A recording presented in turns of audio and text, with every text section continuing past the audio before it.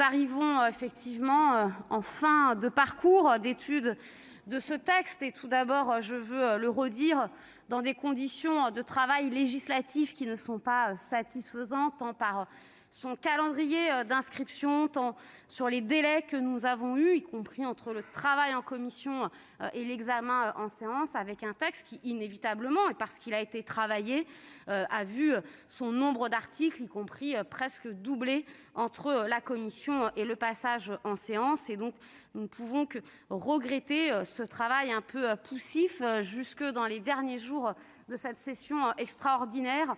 pour pouvoir finir ce texte qui, pour autant, répond et doit répondre aux attentes des collectivités territoriales.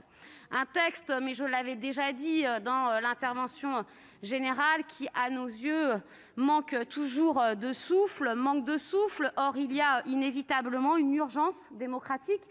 qui nous est rappelée, bien évidemment, avec l'abstention galopante scrutin après scrutin, mais plus largement, et je crois nous le voyons, y compris dans nos débats de société aujourd'hui, dans une défiance finalement entre les citoyens et les élus, entre justement ceux qui devraient les représenter, et d'un pacte de confiance, d'un pacte politique qui se dilate jour après jour. Nous avons également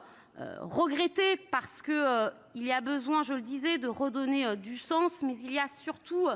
cette nécessité à renforcer les moyens pour permettre aux élus locaux de répondre plus, mieux et davantage aux besoins de leur population. À nos yeux, la clause de compétence générale pour toutes les collectivités territoriales demeure encore aujourd'hui la seule garantie d'une simplification réelle, d'une simplification démocratique et d'une simplification qui assure justement cette fameuse décentralisation dont notre République, d'ailleurs, se définit dès son article 1er. Et à l'inverse, j'aurais envie de dire, du renfort de cette véritable décentralisation, eh bien, vous nous avez proposé la différenciation qui, après l'examen des différents articles, demeure toujours à nos yeux source très certainement pour les mois et les années qui viennent d'une complexité un peu plus importante, d'une remise en cause d'un certain nombre de principes d'équilibre entre des missions régaliennes et le pouvoir local, mais surtout très certainement le renforcement et la satisfaction d'ailleurs que l'on peut lire,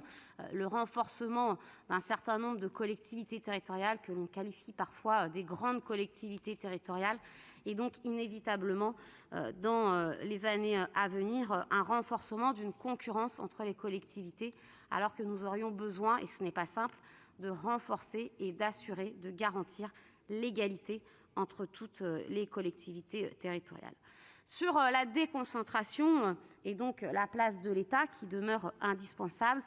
vous me permettrez, Madame la Ministre, de dire qu'elle demeure très superficielle. Certes, il y a eu, après les travaux du Sénat,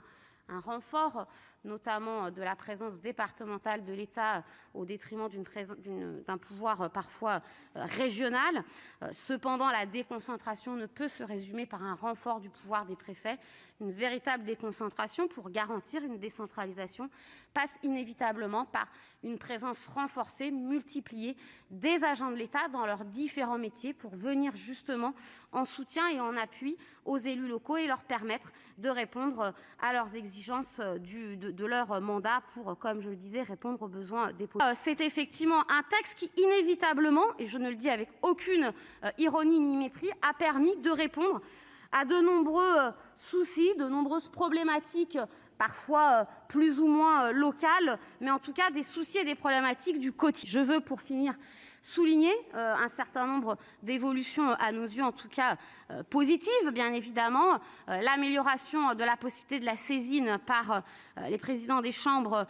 du Conseil d'évaluation des normes, la prise en compte de l'évaluation de la compensation pour les nouvelles compétences transférées et bien évidemment la volonté réaffirmée ici au Sénat de la possibilité offerte aux communes au sein des intercommunalités concernées de maintenir la compétence eau et assainissement au pouvoir communal.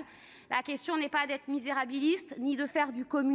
communalisme, mais bien au contraire, je crois, dans cet esprit de la décentralisation, de maintenir dans la proximité autant que faire possible tout ce qui peut être géré et qui est plutôt bien géré pour répondre aux besoins de nos populations. Finalement, et j'en finirai ainsi,